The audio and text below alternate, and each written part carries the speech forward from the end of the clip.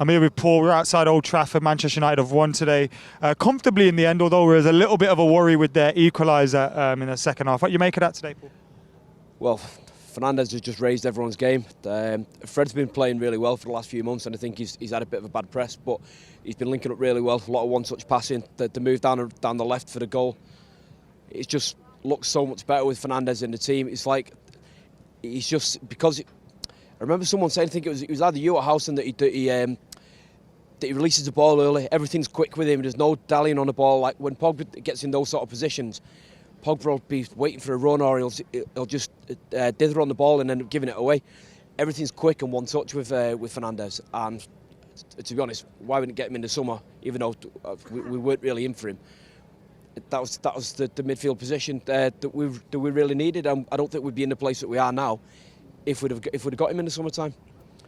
And he seems to have that. I mentioned it before. He's got that bit of steel that you need in the Premier League. He doesn't just seem like, he's going to do all the nice things and not battle. He is battling in there. Yeah, he gets around the pitch and he gets his foot in. He wins the ball back and he goes up for the headers and that. And there's a couple that he went up for against their two centre halves, and he was never going to win them. But he's in there and everyone knows that he's there. When he took his penalty, I turned to my mate and I don't know what you'd call that penalty technique that he's got, but I thought, oh, please don't fuck it up. And, that's it. He seemed, all the times I've seen him take penalties. Remind me of Jorginho's. Is it Jorginho's where he lets the keeper commit and sit down? I'm not sure, but I've seen him take 2 or 3 penalties for Sporting. I think he seems to favour that sort of to the keeper's left. And I was sort of looking at it thinking that was where it was going to go. And luckily it went in, and that sort of set us off on the right track. He got the 2 assists as well for the last goals, although I'm not sure Martial's can count as assists because the shot came off the keeper and came back to him and stuff. He's not a natural striker, though, is he? I'm sick of people saying that. Is that he's did everything today, Martial. He's got his back to goal. He doesn't press as hard as others might do, but sometimes you've just got to stay in between the lines. In between the centre of the pitch, where he's going to do the most damage. And he scored another good goal today. Good goal. Paul! He was all right. I think he's probably scored a few better ones. To be honest, someone needs to just grab hold of him and tell him how good he can be, because for me, he could be the best player in the world.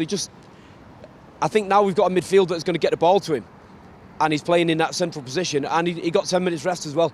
And Ollie seems to be looking after him, and I noticed that I stayed right to the end, and Ollie walked off with Bruno as if the fans were all singing Bruno's name, and Ollie patted him on the back and he said, look, you've only been here 5 minutes, and the fans are already singing your name. So again, Ollie deserves time.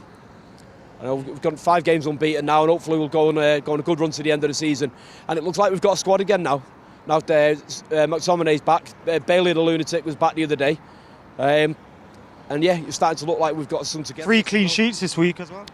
Oh, yeah, only just though, but yeah, we still got a VI. We conceded 3 goals, but we've got 3 clean sheets. Yeah. And on another note, flipping Giroud's making Lampard look like a bit of a plant pot, innit? After we were lucky to get that one disallowed, but I'll take that all day. Are you confident we can catch Chelsea? I don't know. I think there'll be a few more twists and turns. I think Spurs will probably flap it. I think Leicester might drop back, and it might be a case of us catching maybe Leicester and Chelsea going on. But I don't know. I think we've got more of a chance now, and we look like more of a team. It's a shame that Rashford looks like he's going to be out, but just let the lad recover. But yeah, we look like we've got goals in us now, and hopefully we can do well on Thursday night and go through the next round of the Europa League. So yeah, I'm much more confident, and it's looking like there's a plan. We've played 2 different formations. We're bringing the ball out from the back. We had a few airy moments in the first 10 minutes, but yeah, we're looking much more organised and much more of a threat. And still firmly behind Ollie. 100%. He might not be the right man for the future, but he's the right man at the moment. And all this clamour for Poch, it's just nonsense.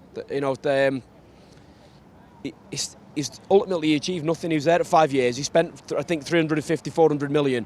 And the reason it looks like he spent nothing is because most of the players that he signed fell off the face of a cliff, and you never heard of any of them. So that's why it looks like he's spent now, because no fucker knows where they are. No one knew who they were and who they flipping are now. So I think, I don't know. This seems to be the narrative at the moment. They forget that the opposition's allowed to play well. They forget that other teams are allowed to have their time in the sun, and they forget how far we've fell. it's going to take time. It was never going to be fixed in a year. But all the Solskjaer signings have all looked pretty good, and that's a pretty good success record. And even Ighalo looks like he's interested. At least. If he scored today, oh, God. I know.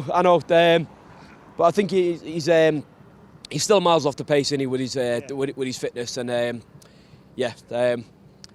just hope he does well. And even if he doesn't, we've not risked anything. It's not a risk. Yeah. And he's been here, and he's been an option from the bench, so which we didn't have before. So yeah, I've got no complaints with the Ighalo signing. Cheers, man. Appreciate